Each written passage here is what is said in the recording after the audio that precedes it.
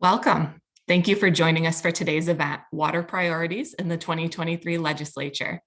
In this hour, we'll discuss the environmental priorities for the incoming Michigan Legislature and how these priorities may impact freshwater in our state and our region. My name is Amber DeLinde. I'm the Membership and Engagement Director at Bridge, Michigan. I'm joined today by my colleagues, Rebecca Fidoa and Kelly House. Our special guests today are Jeremy Orr, Adjunct Law Professor at Michigan State University College of Law, Herasanna Richards, Legislative Associate and State and Federal Affairs with the Michigan Municipal League, Nicholas Occhipinti, Government Affairs Director with the Michigan League of Conservation Voters, and State Senator Singh. Today's conversation, as I mentioned, will be moderated by Kelly House, who is Bridge, Michigan's environmental reporter. Thank you so much to everyone who joined us today, and our special guests, as well as our Bridge readers who are here joining us for this event. This event is in partnership with Circle of Blue and is funded by the Fred A. and Barbara M. Erb Family Foundation and the Bosch Community Fund. If you're not speaking, could you please make sure you mute your microphone? Thank you. Well, I had clean, so. Our conversation will begin in just a moment, and Kelly will lead the discussion with our panel for about 40 to 45 minutes. We'll then turn to your questions. I'm compensating for my lack of mobility. Sorry, y'all. All right, let me continue our introduction here. Our conversation, as I mentioned, will begin in just a moment, and Kelly will lead the discussion with our panel for about 40 to 45 minutes. We'll then turn to your questions. Please type any questions that you have for our panelists into the chat window, and if you're not one of our speakers, remain muted throughout the conversation. We are recording today's conversation. It'll be posted on Bridge, Michigan's website this week. If you're not already, you can subscribe to our Environment Watch newsletters by visiting www.bridgemi.com and clicking to subscribe. Events like this one today are made possible by the support of Bridge, Michigan's members. If you'd like to join our membership community, we'll drop a link to do so in the chat. We'll also drop a link to the details for this event so you can read full biographies of our panelists for today. As I mentioned, please stay muted throughout the conversation. I'll now pass the microphone, so to speak, over to Kelly to get this event started. Thanks, Amber, and thanks for our speakers for being willing to share an hour of your time. I want to start with Senator Singh. The legislature is now, underway. It's a year of change in Lansing, and I think everyone's sort of wondering what the new majority party has in mind. So can you share a little bit about what, if anything, is being planned around water? Yeah, thank you, Kelly, for having us here. I can say that the Senate Democrats, water, the environment and climate are really key issues for our members. Many of our members ran on that in very competitive seats across the state, and I think it really resonated with the voters when we were having conversations last summer and fall. Now that we're here, I think there's a number of key areas that we're going to be looking at.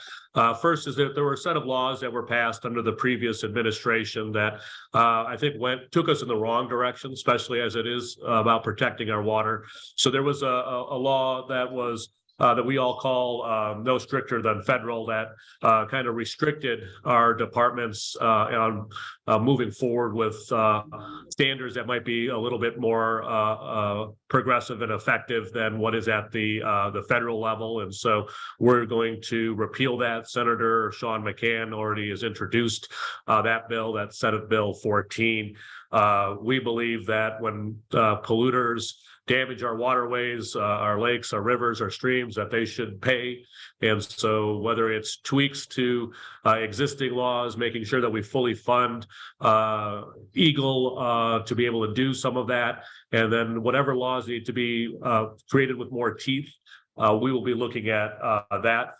PFAS has been a big issue throughout the state. I think many of you know Leader Winnie Brinks, who is the Senate Majority Leader, has been one of our strongest leaders on PFAS contamination. And so we will continue to work on that. I think many of us are looking at what has recently come out of Livingston County in regards to PFAS being on a cattle farm and in the cattle beef that was distributed from that farm. And so there's a lot of work that we need to do there.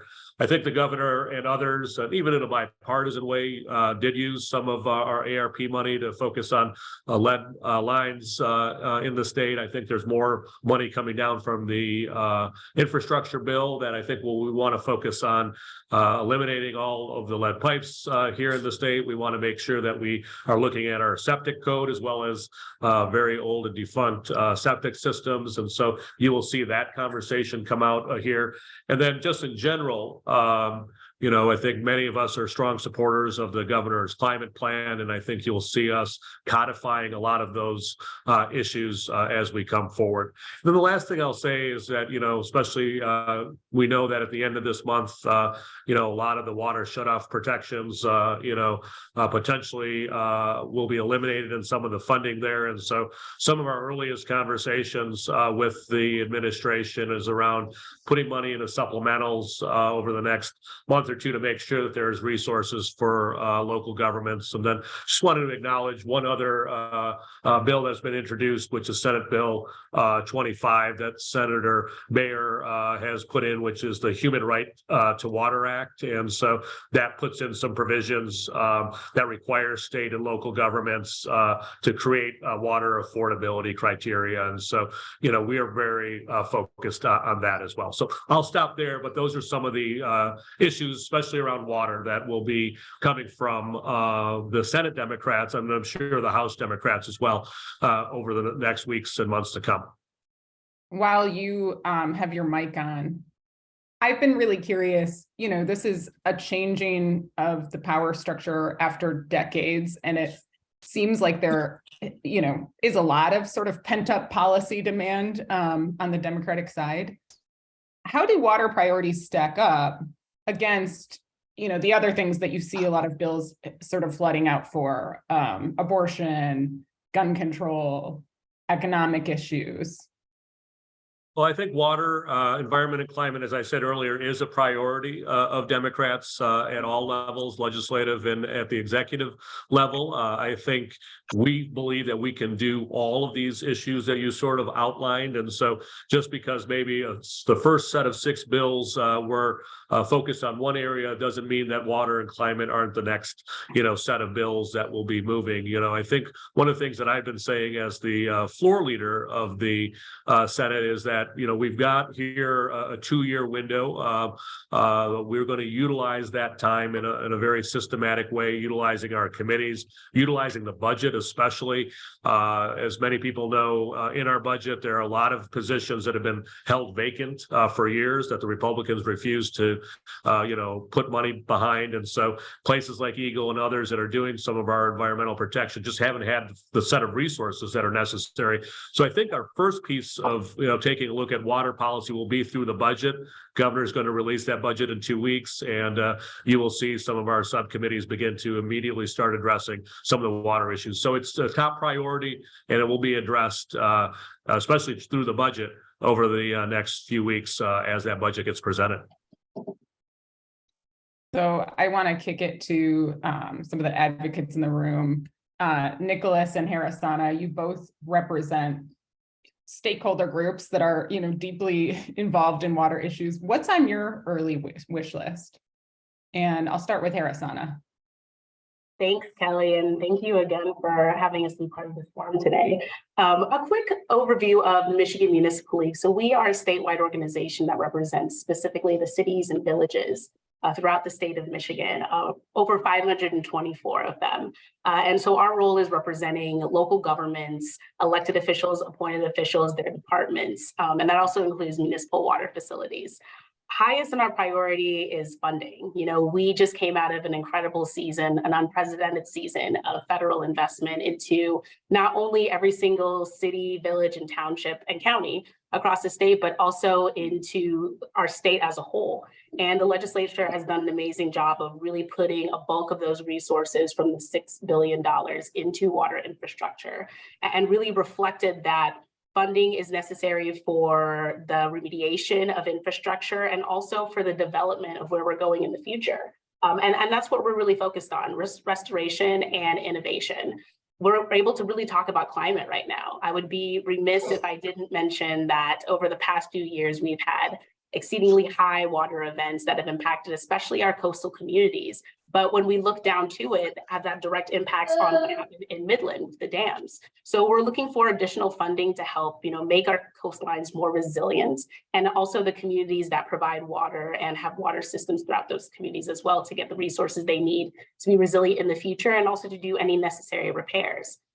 We've had broad conversations on water access and what that means respectively to residents throughout our communities. And another thing that we want to have conversations about is what we could do around statewide affordability, working in a structure where we can have a program that's set, that's well sustained, that meets people's needs as it pertains to water. Because in addition to water accessibility, affordability for housing, accessibility to jobs, all these big things come into play in making difficult decisions on where investments go, both for the resident and the city alike. And so we still have dollars on the table left from the American Rescue Plan. As Senator Singh mentioned, we have dollars that are still forthcoming from IIJA. So we have a really good opportunity to think intentionally about where our dollars can go in supporting our communities and really making those necessary investments, not only to make sure that we have clean quality water being deployed directly to constituents, but also ensuring that we are proactively addressing any instances related to climate or emerging contaminants like lead and copper and PFAS.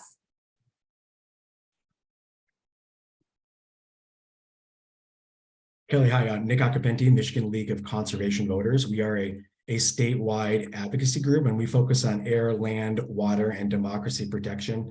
We've got members in every county in Michigan. We have a list of priorities, a lot of pent-up demand, as you alluded to, over years of insufficient action on water. And thank you so much for bringing this really important topic to your membership and to the folks that are listening today. So top of our list, and I heard a lot from senators saying that we're absolutely in lockstep agreement with, but right near the top there is contaminated site cleanup and polluter pay. So we have more than 24,000 sites around Michigan that are contaminated, and we want to see the state help clean up more sites more thoroughly and more quickly. And we want the burden to be shared with those that cause the pollution and not just be on the taxpayers. But also looking forward, what incentives and protections are needed to be put in place to prevent those sites from being created in the first place. Water infrastructure and affordability, ongoing priorities. Of course, Senate Bill 565 passed last year in a bipartisan fashion, really demonstrating the ongoing support in Michigan for protection of water resources. The piece that was missing there, in particular, was stormwater management. We want to see more money going to preventing flooding, keeping water out of basements, looking at natural solutions to make communities more resilient.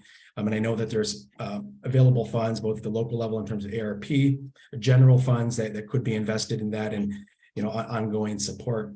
On the kind of inland lakes and river side of things, the septics are a real problem. We still have 5% of all septics hooked up directly to drains and creeks that flow into rivers. That's a fecal coliform bacteria that's being inserted into our great water bodies, and something that needs to change. The only state in the union without a statewide septic regime. We estimate that in addition to that 5% of illicit connection, that north of 25% of existing septic systems are failing. I think we'll probably talk about that more later in the agenda. And then, the ongoing issue of protecting Michigan's groundwater. It's not really a visible issue when we're not in drought times, when we have plenty of water. But as we move to those drier times, those conflicts in water between maybe agrarian communities and their residential neighbors. Of course, we all are familiar with the issue over Nestle and the bottling of water. And then, in places like Ottawa County in West Michigan, where I live, we actually have brackish water that's seeping up into near surface level water storage areas, into the glacial till there. And, an ongoing issue that we want to address, I know there is the Groundwater Use Advisory Council that has submitted recommendations to the governor and to the legislature that we can look at on an ongoing basis. So those are some of the four that we see kind of out of the gate. And of course, lots of details to fill in around source water protection, Great Lakes, inland lakes, and streams. But happy to dive into more of that as we move forward here. Yeah, I can already tell that an hour is not going to be enough to get through all of the reader questions that we're seeing in addition to mine. I want to go back to something that's been referenced twice now. And Jeremy, you're a legal scholar, and I know you've also done advocacy in this area. The issue of water affordability. And I know that can mean a lot of different things to a lot of different people. There are probably a range of policy proposals around how you tackle affordability. But what we know is that we have the temporary pandemic moratoriums ending soon. So water shutoffs are a concern. Do you see momentum for a permanent solution, whether it be a permanent moratorium or some other affordability measure? And if so, what would that look like? Yeah, sure thing. So we've seen not only momentum, right, but the need for it for quite some time. In Michigan and especially some of the larger urban areas around the state. And going back to something that you said, right, we're at a historic moment in the state, right? We're for the first time in 4 decades, there's been a shift in power that's created the space for us to tackle some of these issues. And right at the top of that, of course, is water, and in particular, water access. And when we think of water access, right, I think of it in terms of not only literal access. Do I have running water coming out of my tap? Do I have uninhibited access to it? But also I think of it as water quality, as we've talked about lead and PFAS and other contaminants in water needing to be clamped down on even more. But when we think of the issue of water access, literally in my home in particular, we know that Michigan has been a place, in particular, some of our larger urban areas around the state, where access to water has been limited across the board, right? We're less than 10 years removed from a water crisis in Detroit, where we saw tens of thousands of people shut off from water, in which the United Nations called a human rights violation. Right. And then, we saw reports the other day with the moratoriums that you mentioned coming to an end or have ended on January 1st, because that's what most of them were kind of extended to. We're looking at a place like Detroit that has estimated, and this is from, the city's water department, right, has an estimated 60,000 residents who are going to be at risk of shutoff. And we know that about 50,000 of those would be eligible, right, from an income basis, eligible for some sort of plan if they were to enroll in, right? But that's the thing that makes it difficult. Folks need to know about the enrollment plans. Folks have to qualify for them. You have to apply. When the Fix-It tool is simply just a permanent moratorium that we've seen popping up in places around the country, which gets to the issue of ensuring people have access to water, uninhibited access to water to use for drinking, for bathing, for cleaning, and so on. And we know some of the implications of shutoffs to water typically fall on lower income residents who can't pay it.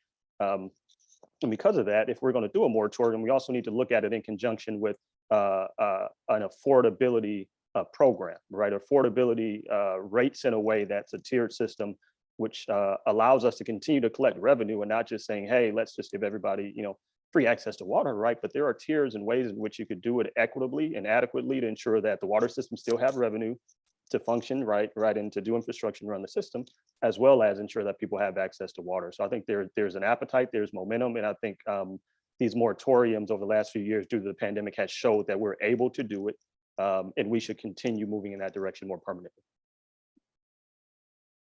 What are the barriers? Because I know, this is a conversation that's been ongoing for a few years.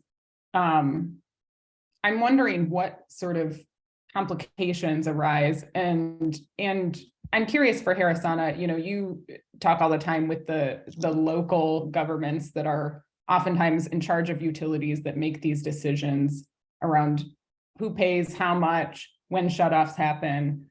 What are you hearing from local communities, and what would they need to make something like an end to shutoffs or affordability plans work?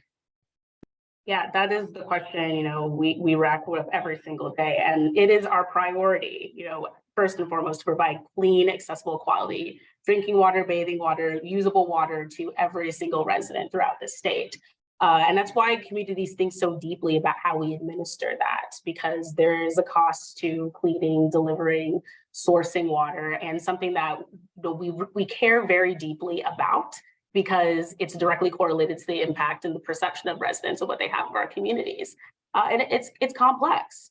We definitely see that accessing water is a barrier for many Michiganders at a variety of different times throughout their lives. And so we want to be cognizant to that and recognize that there are necessary times where a program or some sort of funding is really necessary to sustain that. But again, from our view as the league, we would be remiss if we didn't mention that our investments in infrastructure and operation, very much come from sources of revenue our community has. And that's very similar to the constraints that residents have as well in paying their bills. Budgets have many different line items in which we need to invest in, and so do those everyday Michiganders in their homes. And so taking a step back too, yes, let's find resources in which we can put into a program to make it completely sustained so that we're not worrying about where that pot of money goes at the end. Yes, let's find ways to invest in our infrastructure so that it is resilient and that we are able to operate in an effective manner, but also let's see what we can do to additionally alleviate the barriers that are coming to residents at various different ends. Someone may be making the decision of, paying rent versus paying their water bill, versus are they even in a community where they're able to find viable employment and jobs to sustain the additional costs and things that they need in their lives. And so while we're talking about shutoffs and talking about, what we do to solve that problem, we would be remiss if we didn't talk about holistically investing in our communities so that everyone has resources that they need, that they're not in a position where they're having to decide between one necessity or another. And that we really are thinking about how we can make these dollars and these programs go more beyond just the immediate moment, like how we can really fully resource people to make the investments that they need for their communities. And part of that being able to alleviate additional barriers and difficult things that have impacted them in their lives. You mentioned the broader, water infrastructure funding issue. And that's another one that seems to be talked about every year. Sometimes we make moves on it, sometimes we don't, at the statewide level. And I'm curious, there was investment last year, but at the same time, acknowledgement from lawmakers, it seemed that, and just looking at, our own nonpartisan research, that it's not enough to meet the scale of the need. I did some coverage last year where I was out with a local water provider who was showing me a standpipe that was literally crumbling to the ground. And if it failed, the whole community's water could be, in peril for a short time. So I'm curious, we have this $9.2 billion surplus. That's huge for our state. I imagine it also has a lot of competing needs. And I know that at various points in time, before we had this big windfall, there was discussion and acknowledgement by our governor and by some others that there's a need for consistent and permanent funding around water. Let's talk about the surplus and let's also talk about that topic. What can we expect with the surplus money?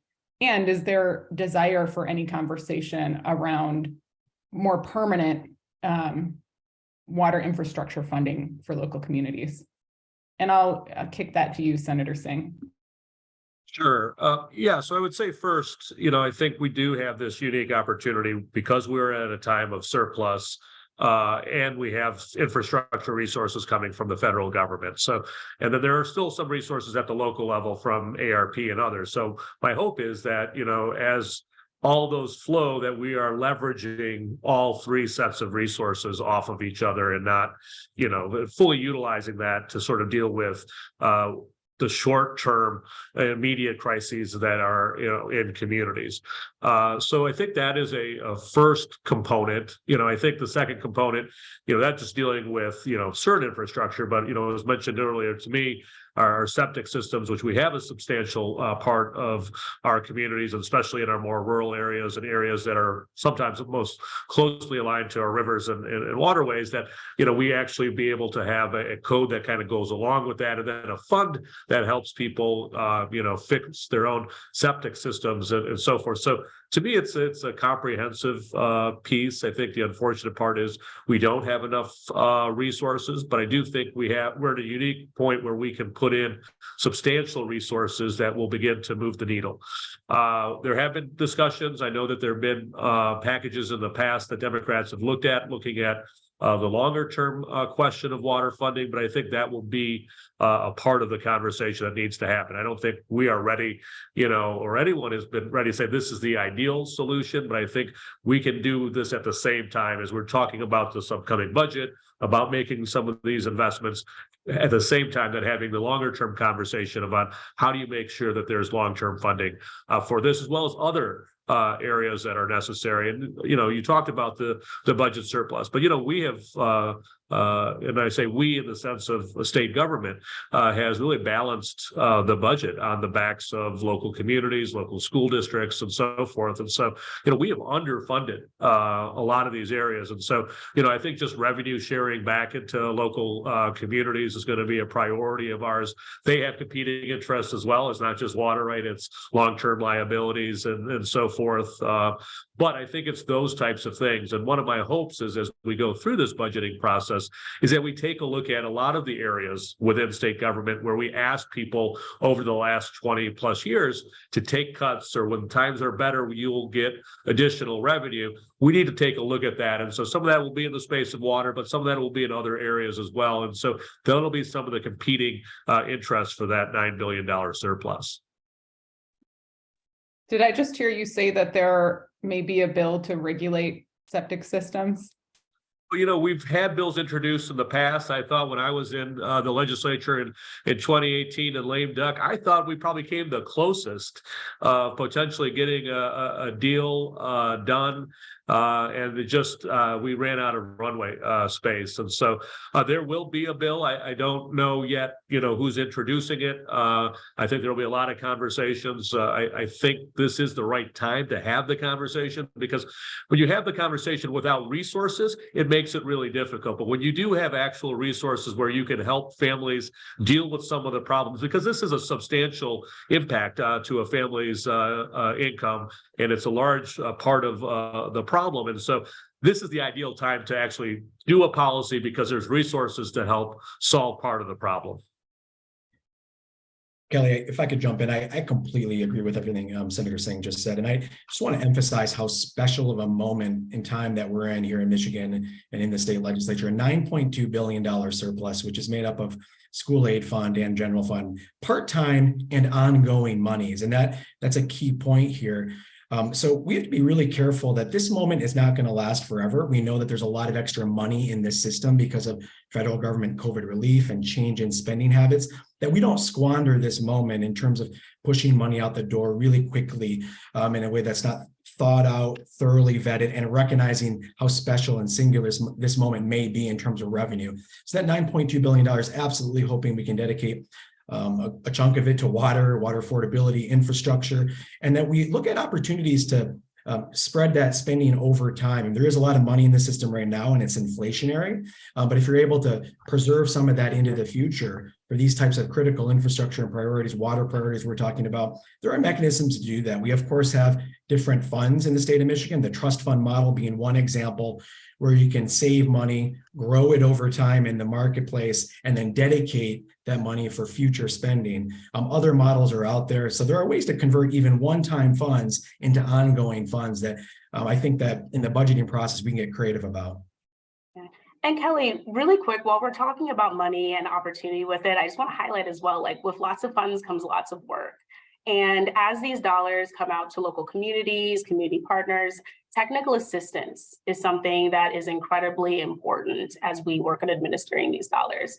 We sometimes have really great support from state agencies in this. I know that we have done as the league work specifically with My Water Navigator program to help local units of government utilize the state revolving loan fund, federal funding as it's coming down, and also working on leveraging that with state governments. But a lot of these municipal utilities are small. They're in our villages, they're in rural areas. They may be a team of 3, 4, or 5. So being very aware that as we have these big ideas for investment that can come into our communities, that we also have opportunities to help support them to get those dollars, to make them effective applicants in these grant programs.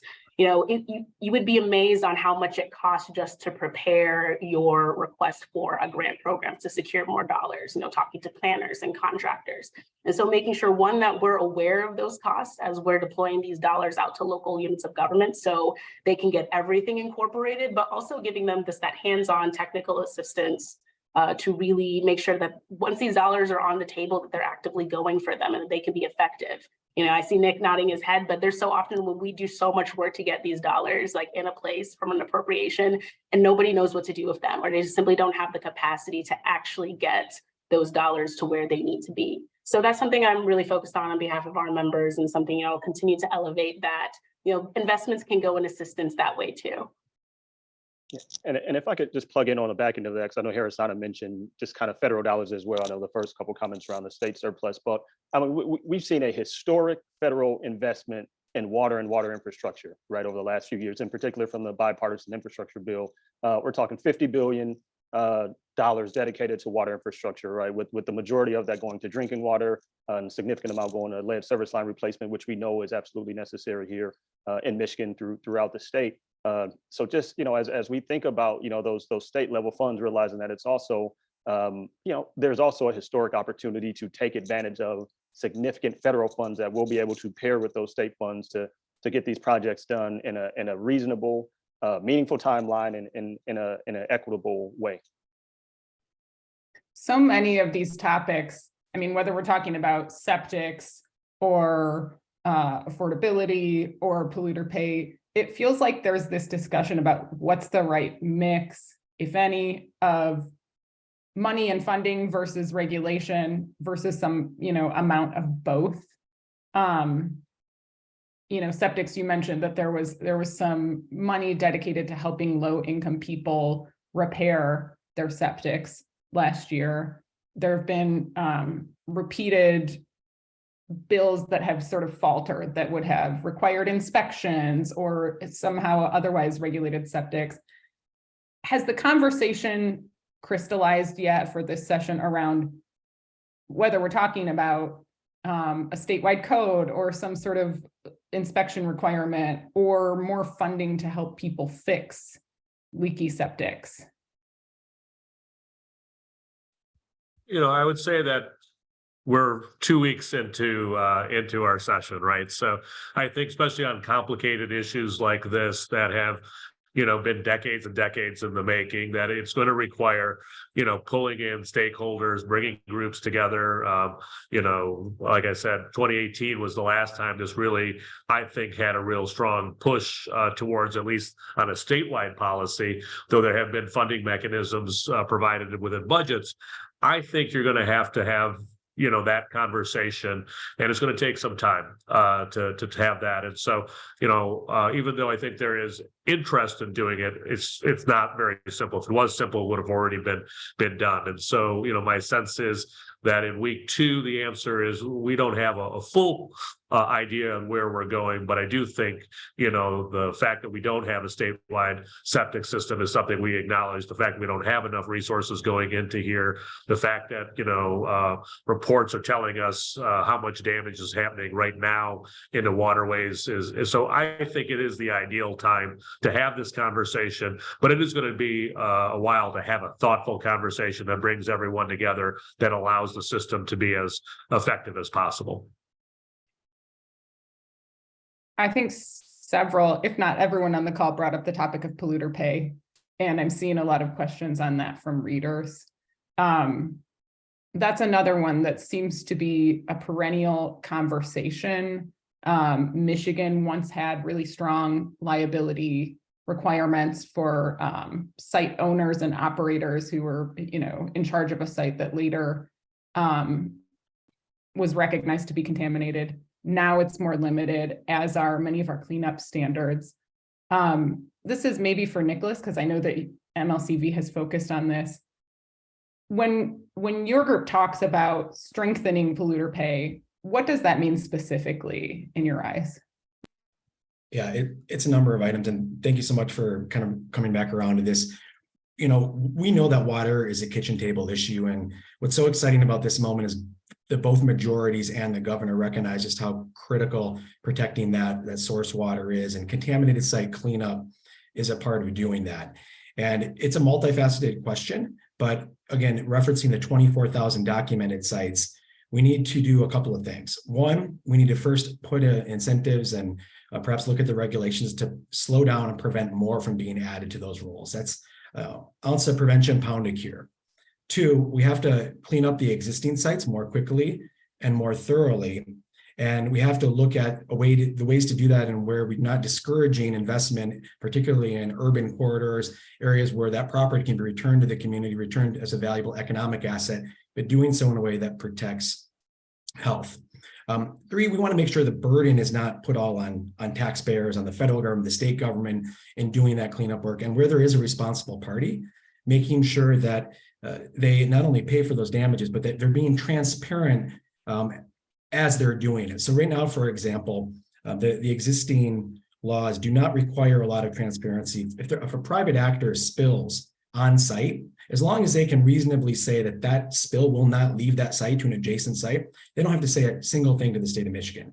So the state won't be able to track that site or have any idea what type of contamination exists on that site. So we've got to improve the transparency. We got to know what's out there. And part of that, is for both sites that have owners and known responsible parties, but other sites that there's no specific chain of custody. And we have to go into those sites and characterize exactly what is there and prioritize it in terms of cleanup. So each of those four components are critical to contaminated site cleanup. And, when we talk to Michiganders, when we poll on this issue, everyone's in support of this. It's bipartisan, nonpartisan. If you ask any Michigander, do you want to see the folks responsible for cleaning up contaminated sites? North of 90%, everyone's strongly in support of this. So, and we've seen bills move past through previous legislators with very, very strong support, including an existing membership in both the House and Senate right now. So lots of folks have already put their stamp of approval on a lot of these policies. Now it's getting together that package and making sure that we have a normative view and seeing what we can move forward. I'm curious, as we talked about, there's this big pent-up policy agenda on one side of the aisle, that's coming forward with new control, but the margins in the legislature are pretty narrow. And so I'm curious, of all these priorities that were just listed, what are the most movable and which ones may not have, quite as much momentum or need longer discussions versus something that we may see bills on in the next couple months? Well, I think a lot of bills will be introduced and then we'll start having the conversations, so I think I saw somebody maybe interpret either a statement I made or somebody else made that there won't be a bill introduced dealing with septic systems. No, there will be a bill introduced. The question, like you said, there are very small, levels of, if it's going to be on a partisan only bill, like Democrats can only lose one member really to get things done. My hope is many of these things shouldn't be partisan, they should be bipartisan in nature. And my hope is that things like septic systems, because of the impact that it has throughout many Republican districts, that can be a bipartisan conversation. But I think that's part of what we have to do, right? We have a lot of pent up demand, but there hasn't been a lot of sometimes serious conversation because bills were not moving. There was not opportunity to take a look at the technical aspects that are necessary. And so that's what's going to be happening. And so I think a lot of bills will be introduced. There will be a lot of, taking a look at what the technical aspects will be to make those bills enforceable. To me, a lot of this also is that, we have underfunded many departments as well as their staffing levels. And because of that, sometimes we have things that are on the books, but they don't have enough people to actually do the investigations, do the enforcement. And so, if we put resources there, or sometimes not even put resources, sometimes just allowing them to actually fill the positions, we can actually move the needle on a number of things. So I don't want people to take just because it's going to take a while and it's going to require bringing stakeholders together. It doesn't mean that things aren't going to be introduced, that things won't work and won't work through a process. But some of this will take time and some will require, a lot of stakeholders coming together. Then for us in the legislature, we need a lot of pressure put on us. Whether you're a Democrat, Independent, Republican, that pressure should be coming from all aspects of the state to say, hey, this is a demand, especially when those bills are introduced and hearings are held. We need to be held accountable as well. One last question from me, and then I know we have a lot of reader questions that I'll get to. This is one that is often very partisan, but I'd be remiss if I didn't mention it. It's the Line 5 pipeline. That's been a public debate in our state for years and years. And as a refresher for those who haven't been following it, our governor ordered it shut down. Enbridge defied that order, and it's now really tied up in court. But to overgeneralize, in the legislature, Republicans have generally supported the pipeline and or the idea of a tunnel beneath the straits to replace it. There's been less support for that on the Democratic side and more support for a shutdown. I'm curious, Senator Singh, if you see the legislature having any role to play in this conversation at this point, or if it's now a court battle and that's that. My sense is, there have been obviously discussions when we were in the legislature in 2017, 18, but now that all of this is moving through the process, that I do believe that the courts are going to make some of these final decisions. And I think we will, insert ourselves when it makes sense. But to me right now, it is a court situation that's being led by the Attorney General as well as the executive office. And so I don't think there's a lot of engagement will come from the legislature on this issue. Now, there might be on other issues that are similar in nature, but not necessarily on this one.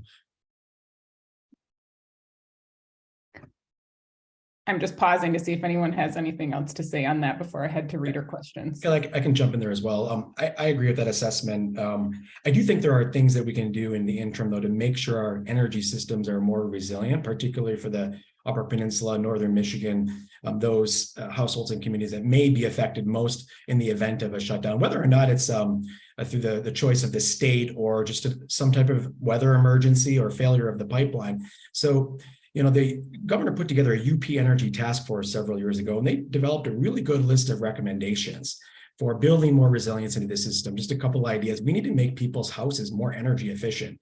And I remember my house, when the polar vortex came through, I'm currently a renter, and that polar vortex, that wind just pushed the warm air right out of my house. It was so leaky and porous, and I was really pumping hard to keep it warm, and it costs a lot of money. So making sure homes are more efficient, better weatherization, making sure that those that are on propane, which is one of those key products developed by the fuel moving through Line 5, has multiple avenues for getting to UP and Northern Michigan households, other households that use it. So one recommendation coming from that task force, for example, is funding more propane rail off-roading facilities in the UP. Maybe there's an opportunity to incentivize folks to fill up their existing propane storage tanks, just so that they have that resiliency in the event of any kind of extreme weather event, for example. So I think there are things we can do right now just to overall make our energy system more resilient. They would also serve us in the event of a Line 5 shutdown, whether or not it was initiated by the state. And I want to go to reader questions now. This one I think would be a good one for Jeremy. This person is asking, they asked two questions, but one has been sort of partially addressed here. Is water a human right? And how can we make water affordable in Michigan and prevent shutoffs for water bills that are unaffordable?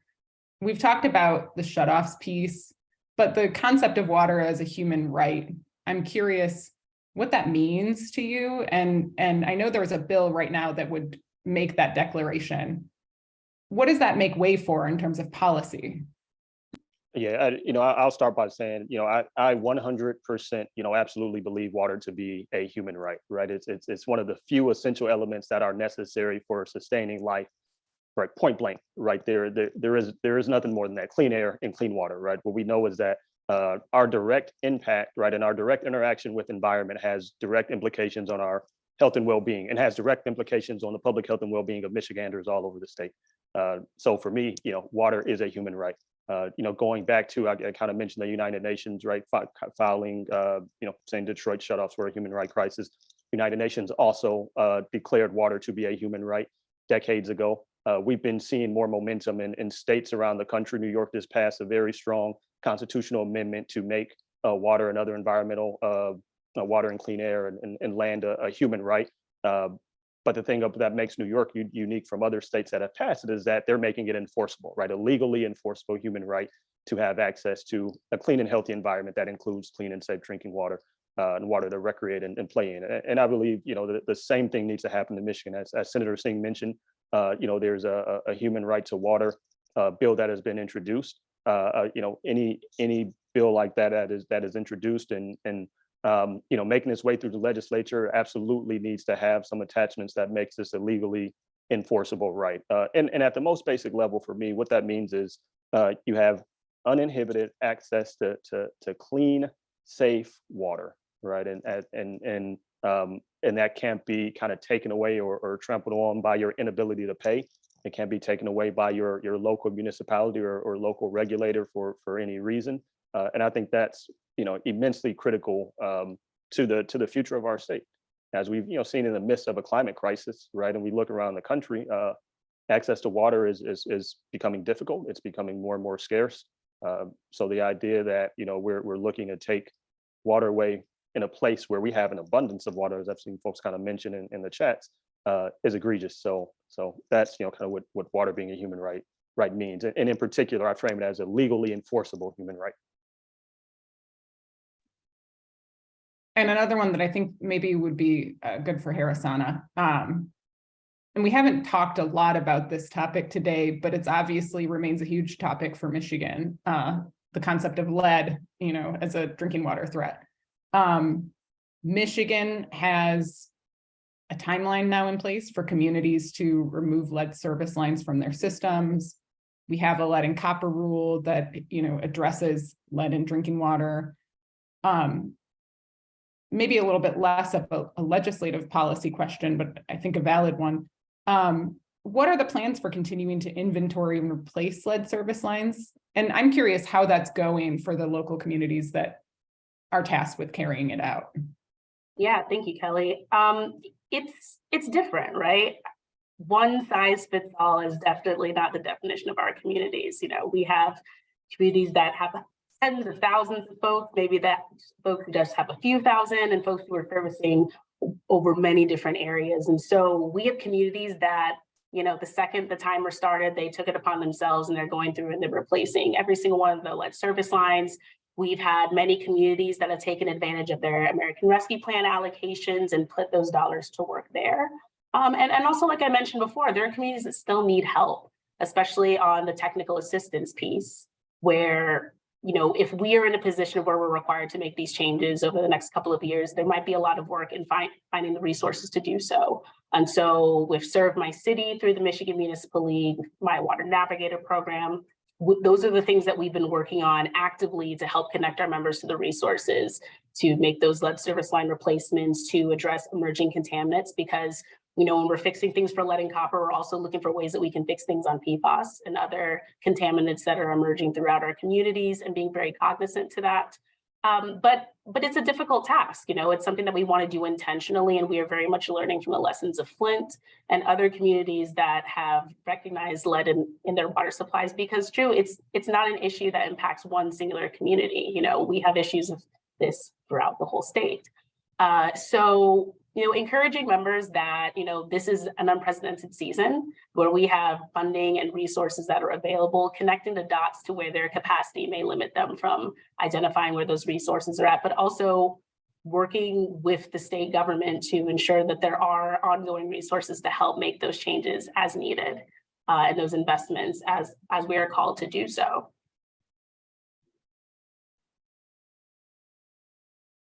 There are so many reader questions in here, and I'm getting anxiety about the fact that we only have 5 minutes left. One that's interesting, I think, is the question of what water issues keep you up at night?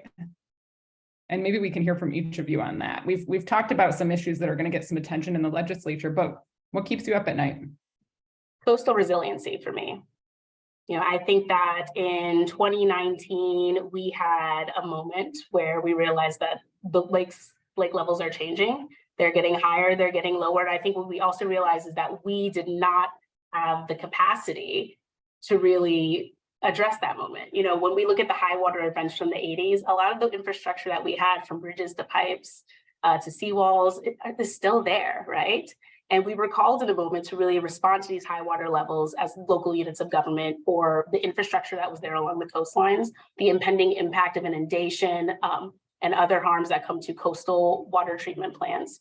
And then also looking in-state, the year that we had the dam failure in Midland, that year the Tittabawassee River had already exceeded its yield of animal flow. And so what we don't tend to correlate, I think the moment that we miss right there is that what happens on our coastal lakes has a direct impact to what happens in our inland lakes and tributaries. And the level of soil saturation impacts our ground table.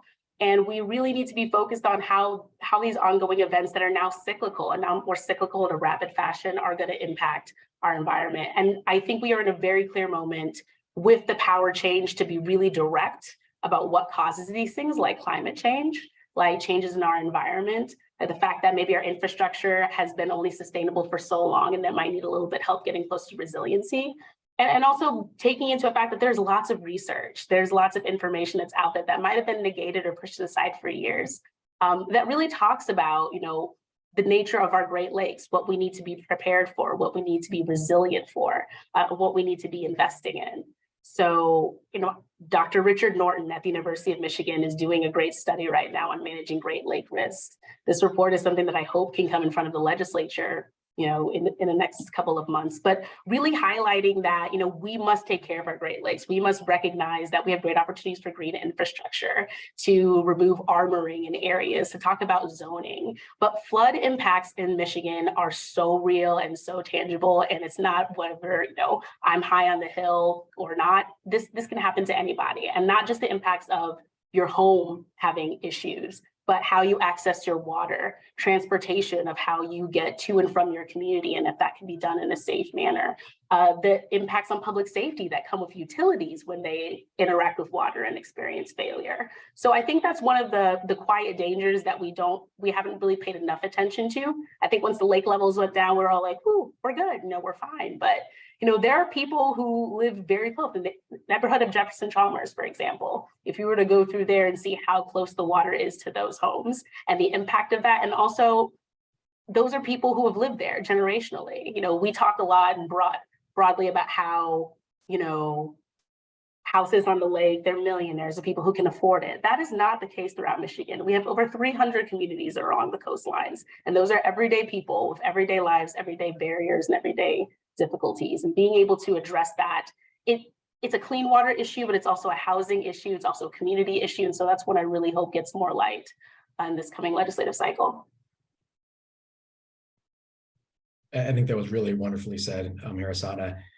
For me, I think it's the issues that are more existential and they require collective responses. So, for example, with the contamination in our water in terms of PFAS and plastics, antibiotics, pharmaceuticals, those are building up in our Great Lakes system, in our Great Lakes watershed. There's a clip on Michigan radio that scares me every time I hear it.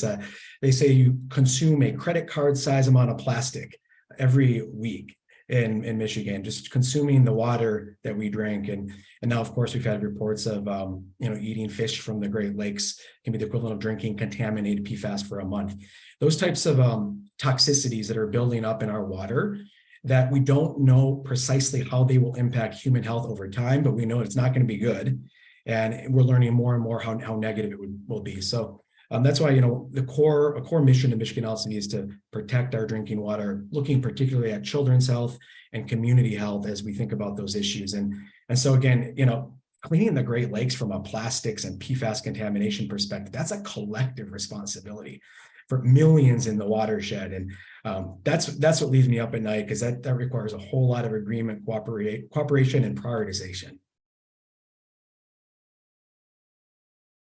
Yeah, I would just want to build off of that, because that to me is the piece that does, keep me up at night, because it's not just Michigan making its own policies and leading its own destiny, right? So we need a partnership with multiple states. We need partnerships with Canada. We need partnerships with the federal government and the resources to sort of manage all of that, So to me, there are things that I know we can control our destiny on, and my hope is that we will do that in an effective, timely fashion in this next 2-year period. But the bigger picture of how do we work with the other Great Lakes states, how do we work with our partners in Canada as well as the federal government, that is the thing that kind of keeps me up at night, because that's not one that the state alone can't deal with that. It needs a partnership, as Nick eloquently put.